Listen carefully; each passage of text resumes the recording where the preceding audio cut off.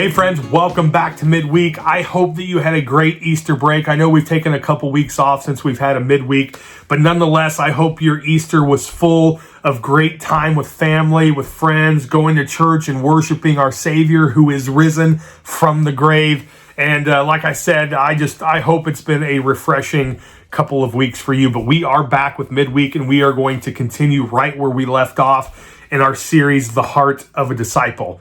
Now, if you remember where we were talking about what it looks like to stay connected to Jesus as the vine, as John talks about, right? Jesus says, I am the vine and you are my branches. Stay connected to him.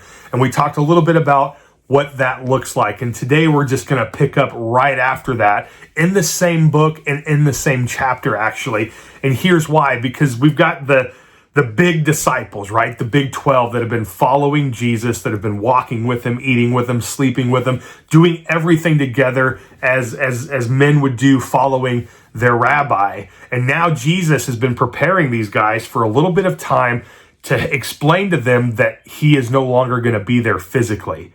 Now, Jesus is very much alive. Don't misunderstand that. He has risen from the grave, very much alive, but he is not physically here. He is wherever he is, with God the Father, maybe doing other things. Well, who knows? But he's not physically with the disciples anymore. And so he's been prepping them for quite some time, preparing them for this moment. Now, take for a minute and put yourself in the shoes of a disciple, right? They're feeling fear. They're feeling confusion. Anxiety is setting in because they have no idea how to live in a world where Jesus is not physically there. I mean, just imagine that for a second, going with Jesus for 3.5 years, seeing the things that he's done, answering all the questions that you may have, being able to discern kind of the hearts of the people to let us know this is what we're about to walk into. And now all of that is disappearing because Jesus is not going to physically be here. And so typically when somebody's at the tail end of their life, you get this in nursing homes a lot, or people who with a terminal illness, a loved one maybe that you've been talking to. Pay attention to what they say, because oftentimes they wrap up their life's message in just a few short stories. Like, this is the most important thing I want you to know about life, about structure, about whatever it is, so that when you move forward without me, this is a lesson that still remains. That's kind of what Jesus is doing here. And so he's prepping his disciples what to look for and how to live without him physically here. And the first thing that we talked about, we've talked about a couple things, but the last message we talked about is staying connected to the vine, right? Stay connected to Jesus. We do that through prayer, through Bible reading, through going to church, through all those things. That's what helps us stay connected. But tonight, what I want to talk about is right behind that connection, and it's called obedience. Now, when you think of the word obedience, what runs through your mind? My guess is you've allowed the culture to define that to you. And so you may have a very legalistic mindset when it comes to obedience. You may think that obedience is a structure that tells me what I have to do to be accepted. And that is the furthest thing from the truth. Obedience is all about relationship. And there is structure, that's right, but it's not to make you accepted. You have already been accepted. So let's break this down a little bit. Remember all the way back in Exodus chapter 20, we get this set of rules, right? The 10 commandments, these boundaries in which God put in place for the people. Now, from those big 10 stemmed 613 laws that the Jewish culture either kind of created on their own, or God kind of helped trickle it down from the big 10 to get 613 laws that you would have to follow to be a good, perfect little Jew.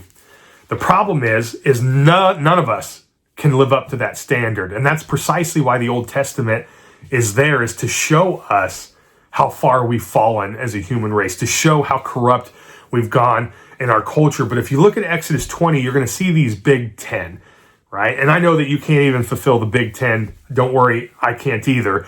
But instead of looking at these as rules in a legalistic format, that it's like, well, if I break one of these rules, I'm not saved. If I follow all these rules, I'm saved.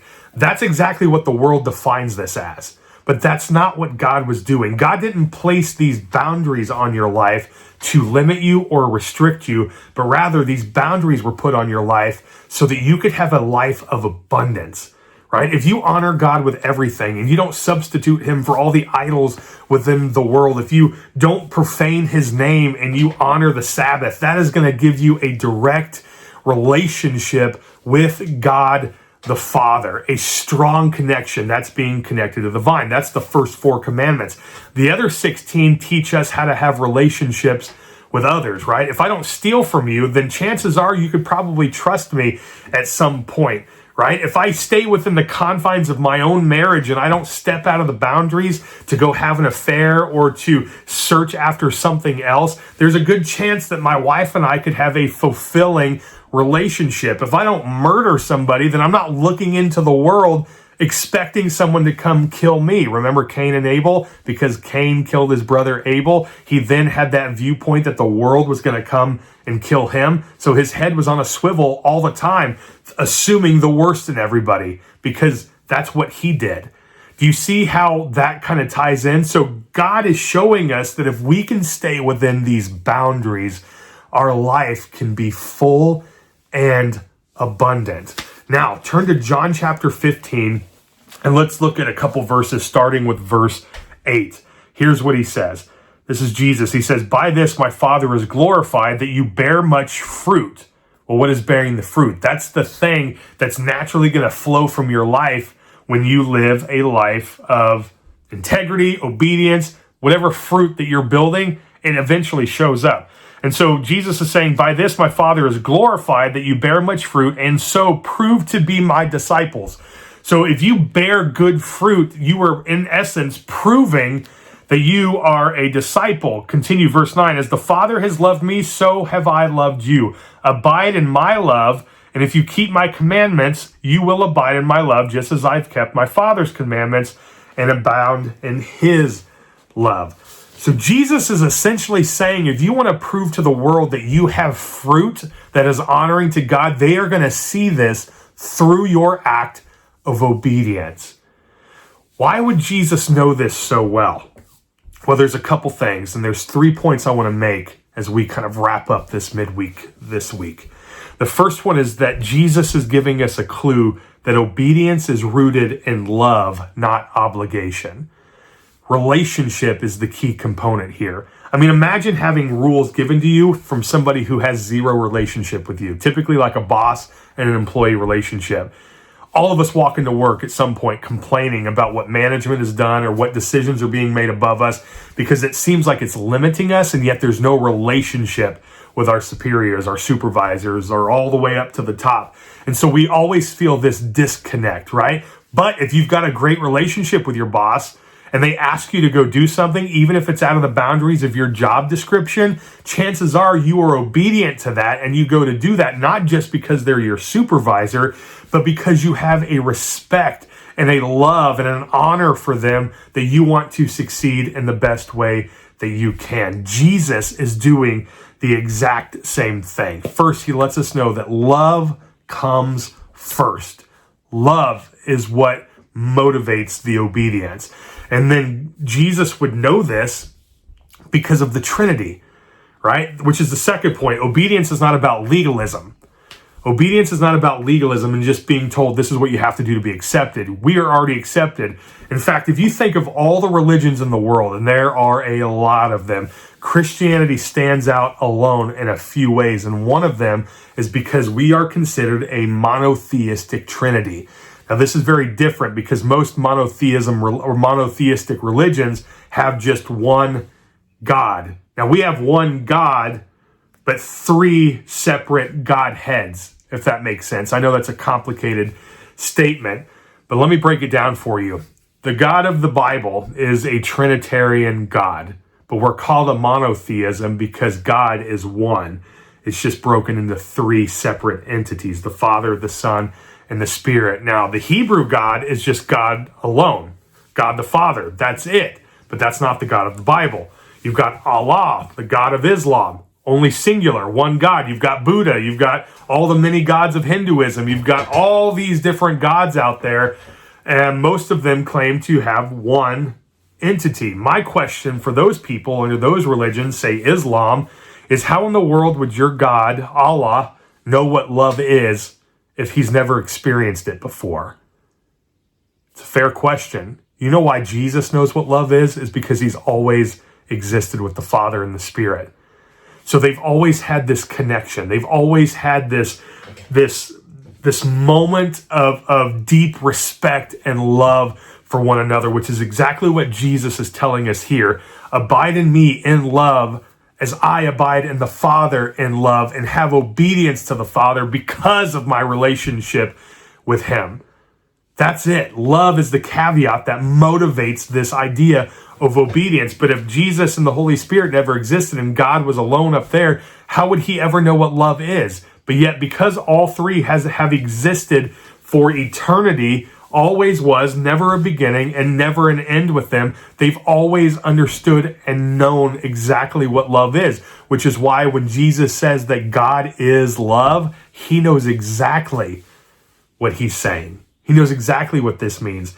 And Jesus says, if you can abide in me in the way that I abide to my Father through relationship, obedience is never even a question. You just do it because of the honor and respect. But so often I get this question about what it is to have the bare minimum. Have you ever thought that? I mean, what is it to have the bare minimum? They may not ask it in that way. They may say it like this. Hey, how much sin can I do before it's too much sin? Right? Or how much can I drink before it's too much according to God? What they're essentially asking is, where's that line and how far can I get to it before it crosses the line? What's the bare minimum I have to do? That's a very legalistic idea. When you have a deep relationship with somebody, you don't come and say, what's the bare minimum? For instance, I've never counseled a married couple or a pre-married couple getting ready to be married where this question comes up, where the groom comes to me and say, hey, Brandon, what's the bare minimum I can do for my wife to make her stay with me and know that I love her, but not really go over and beyond? I've never had that statement said to me. Why? Because that's not a relationship. That's an obligation. Do you see the difference here? And the last thing I think Jesus is pointing out in this verse to his disciples is that obedience, it reveals your love. Your obedience reveals the connection. It's the fruit in which your love is pouring out, right? When your kids obey you, hopefully they're obeying you out of that love and relationship that you have with them, not out of fear, but out of love. And when you go and do the things above and beyond and you are obedient to the things you've been called to, you do it because you are loved, you are accepted first. The obedience comes as a fruit of that acceptance. And that's the point Jesus is making. And so if you love me, you will keep my commands. You will remain obedient in the things I've told you to, not in a legalistic way, but because you are so in tune with the Father, that you are so in love with his Son, and that the Spirit of God is crying out through your body, the one in whom he lives in, begging to be reconnected to those two. And so you remain in obedience because of your deep-rooted relationship and the love that you have for them that makes obedience not a question, right? It makes obedience something that comes naturally. And that's what it looks like to remain obedient and to have a heart of a disciple. We'll see you next week.